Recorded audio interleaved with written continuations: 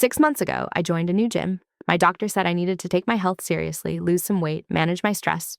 My husband, David, encouraged me, said it would be good for me to have a hobby outside of work. The gym was intimidating at first. Everyone seemed to know what they were doing, except me.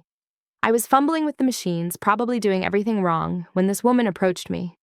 "Hey, you're new here, right?" She had a warm smile, blonde hair in a ponytail, athletic, but not intimidating. "I'm Claire." "Emily," I said, relieved to have someone talk to me. "Yeah, it's my first week. I have no idea what I'm doing." She laughed. "Girl, same. I've been coming here for 3 months, and I still don't know half these machines. Want to figure it out together?" That's how it started. Claire and I became gym buddies. Then we became friends. We'd work out together 3 times a week, grab smoothies after, text each other, motivation quotes and funny memes. She was hilarious, honest, and exactly the kind of friend I needed. Claire was single, 28 years old, worked in marketing. She'd talk about her dating life, and I'd give her advice. She'd complain about terrible Tinder dates, and I'd laugh and tell her about my own dating horror stories from before I met David. "You're so lucky you found a good one," she'd say, looking at my wedding ring. "I keep meeting total losers." "You'll find someone," I'd reassure her. "You're amazing. Any guy would be lucky to have you." About 3 months into our friendship, she mentioned she'd started seeing someone. "It's complicated," she said one day while we were on the treadmills. "Complicated how?" She hesitated. He's not available. Like, he's in a relationship." My heart sank. "Claire, you're dating a married man." I know, it's terrible. I'm a terrible person." She looked genuinely upset. "But he's amazing. He says his marriage is basically over, that they're just going through the motions, that he's going to leave her." I'd heard this story 1,000 times. Every woman who dates a married man hears the same lines. "Has he actually done anything to leave?" I asked gently. Like, talked to a lawyer? Started separation proceedings? "Not yet. He says the timing isn't right. But he will. I know he will." I put my hand on her shoulder. "Claire, I love you, but you deserve someone who's actually available.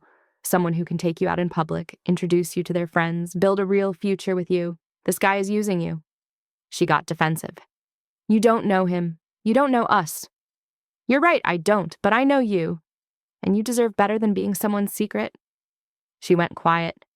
We finished our workout in awkward silence. The next week, she apologized. "You're right. I know you're right. It's just hard. I really care about him." "I know, babe, but caring about someone isn't enough if they won't choose you." Over the next few months, she'd go back and forth. One week, she'd say she was ending it. The next week, she'd say he'd promised to leave his wife soon. I supported her as best I could, even though I didn't approve of the situation.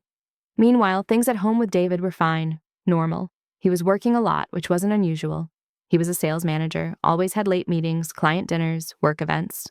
Our marriage wasn't passionate anymore, but we'd been together for 8 years. That's normal, right?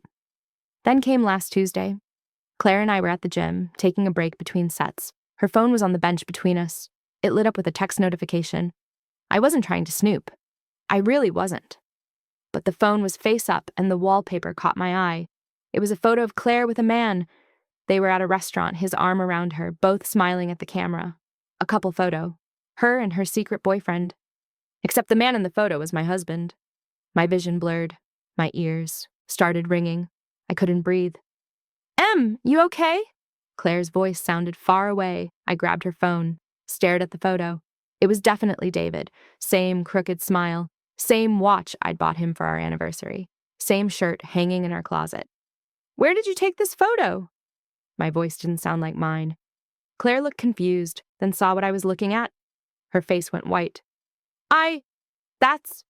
"Where did you take this photo?" "I can explain. That's my husband." I stood up. People were staring now. I didn't care. "The man you've been sleeping with, the married man you've been crying to me about, that's my husband." She started crying. Oh my God, I didn't know. I swear I didn't know." "You didn't know?" I was shouting now. "You've seen my wedding photos on Instagram. I've talked about David constantly. How could you not know?" "He told me his name was Dan. He said he was in marketing." I never saw his social media because he said he was in marketing. I never saw his social media because he said he was in marketing. I never saw his social media because he said he was in marketing. I never saw his social media because he said he was in marketing. I never saw his social media because he said he was in marketing. I never saw his social media because he said he was in marketing. I never saw his social media because he said he was in marketing. I never saw his social media because he said he was in marketing. I never saw his social media because he said he was in marketing. I never saw his social media because he said he was in marketing. I never saw his social media because he said he was in marketing. I never saw his social media because he said he was in marketing. I never saw his social media because he said he was in marketing. I never saw his social media because he said he was in marketing. I never saw his social media because he said he was in marketing. I never saw his social media because he said he was in marketing. I never saw his social media because he said he was in marketing. I never saw his social media because he said he was in marketing. I never saw his social media because he said he was in marketing. I never saw his social media because he said he was in marketing. I never saw his social media because he said he was in marketing. I never saw his social media because he said he was in marketing. I never saw his social media because he said he was in marketing. I never saw his social media because he said he was in marketing. I never saw his social media because he said he was in marketing. I never saw his social media because he said he was in marketing. I never saw his social media because he said he was in marketing. I never saw his social media because he said he was in marketing. I never saw his social media because he said he was in marketing. I never saw his social media because he said he was in marketing. I never saw his social media because he said he was in marketing. I never saw his social media because he said he was in marketing. I never saw his social media because he said he was in marketing. I never saw his social media because he said he was in marketing. I never saw his social media because he said he was in marketing. I never saw his social media because he said he was in marketing. I never saw his social media because he said he was in marketing. I never saw his social media because he said he was in marketing. I never saw his social media because he said he was in marketing. I never saw his social media because he said he doesn't use it because of his job. Please, I would never. You've been sleeping with my husband, I threw her phone at her. For months, you've been telling me about your relationship problems with my husband while I gave you advice on my marriage. The gym staff was coming over. Claire was sobbing. I was shaking so hard I could barely stand. I left, drove home. David's car was in the driveway. He was home early for once. I walked in. He was on the couch watching TV. Hey, babe, you're home early. Good workout. He smiled at me, like everything was normal, like he wasn't destroying our entire life. I met Claire at the gym, I said calmly.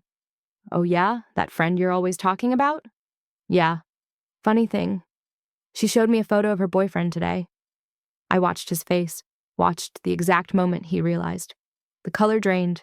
His smile disappeared. He stood up. Emily. How long? I asked. How long have you been sleeping with my best friend? She's your friend? He looked genuinely shocked. I didn't know that. Answer the question. 6 months, he whispered. I met her at a bar near the gym. I didn't know you knew her. I swear I didn't know. So that makes it better? I laughed hysterically. You've been cheating on me for 6 months, but it's okay because you didn't know I was friends with her. I'm sorry. God, Emily, I'm so sorry. Where did you tell her you were when you were with me? What lies did you tell her? He couldn't look at me. I told her I was married, but we were separated, that we were just living together until the divorce finalized, that you knew about her. My knees gave out. I sat on the floor. You told her I knew. You made her think I was okay with this. I didn't want her to feel guilty. You didn't want her to feel guilty? I screamed. What about me, David? What about our marriage? Our vows? I made a mistake, he said, kneeling beside me. It was a stupid mistake. It didn't mean anything. 6 months isn't a mistake. 6 months is a choice. Multiple choices. Every single day. He tried to touch me. I shoved him away. Get out, I said. Emily, please. Get out of my house. He left. I sat on that floor for 2 hours. Just sat there, staring at nothing. Then my phone rang. Claire. I almost didn't answer, but I did. Please let me explain, she sobbed. I didn't know. I swear on everything I didn't know. He told me his name was Dan. He said he worked in marketing. He said his wife knew about me and they were getting divorced. I would never, ever do this to you if I'd known. But you did do this to me, I said quietly. You did. You slept with a married man. You helped him cheat on his wife. You knew he had a wife, Claire. You knew some woman out there was being betrayed and you did it anyway. I know. You're right. I'm a terrible person. I hate myself. I don't care that you hate yourself. I care that my husband and my best friend have been lying to me for 6 months. I care that every time I gave you advice about your relationship, I was actually giving you advice about how to have an affair with my husband. She was silent. Did he ever talk about me? I asked. When you were together, did he mention me? Sometimes, she whispered. He said you were cold, distant, that the marriage was dead, that you barely spoke to each other anymore. I laughed bitterly. We had sex 3 nights ago. We went to dinner on Saturday. We were planning a vacation for our anniversary next month. But sure, our marriage was dead. Oh, God, she whispered. I'm going to hang up now, I said. I don't want to hear from you again, lose my number, stay away from me. And Claire, I hope it was worth it. I hung up, blocked her number, blocked David's number, and called a lawyer. The next few days were a blur. I moved into a hotel, met with my lawyer, filed for divorce. David tried everything: flowers, letters, showing up at my work. He claimed it was a mistake, that he loved me, that he'd end things with Claire. Too late. Claire sent emails, long, rambling apologies, explanations. She'd quit the gym, ended things with David immediately, was in therapy, hated herself. I didn't respond. My friends rallied around me. My sister flew in from out of state. My mom wanted to kill David with her bare hands. How did you not know? Some people asked. Were there no signs? There were signs. Looking back, there were so many signs.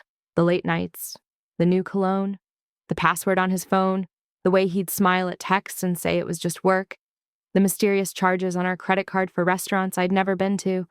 But I'd trusted him, and I'd trusted Claire, and they'd both use that trust to betray me in the worst possible way.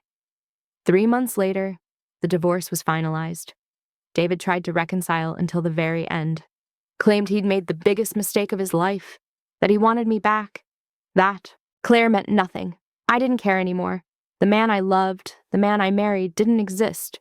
He was a lie. I heard through mutual friends that he tried to date Claire after I left, like they could have a real relationship now. It lasted 2 weeks. Turns out when you build a relationship on lies and betrayal, there's no foundation when the secret is gone. She apparently told him she couldn't look at him without thinking about what they'd done to me. Good. As for me, I'm doing okay. Some days are harder than others. I joined a new gym. Haven't made any friends there yet. Probably won't for a while. I'm in therapy, working through the trust issues, working through the betrayal. People ask if I'll ever forgive them. Maybe. Someday. For my own peace, not for theirs. But here's what I learned. Trust isn't just broken by strangers or enemies. Sometimes it's broken by the people closest to you, the person you share a bed with, the friend you share your secrets with. And when those 2 people are the same 2 people betraying you, when they're betraying you together, lying to you together, laughing about you together, that's a special kind of hell. But I survived it. I'm surviving it. And I'm learning that the person I can trust most is myself. I trusted my husband, and he betrayed me. I trusted my best friend, and she betrayed me. But I chose to leave. I chose myself. I chose my dignity and my future over their apologies and excuses. And that choice? That's the only choice I don't regret. They can have each other. They can have their guilt and their shame and their broken foundation. I have my freedom. And that's worth more than both of them combined.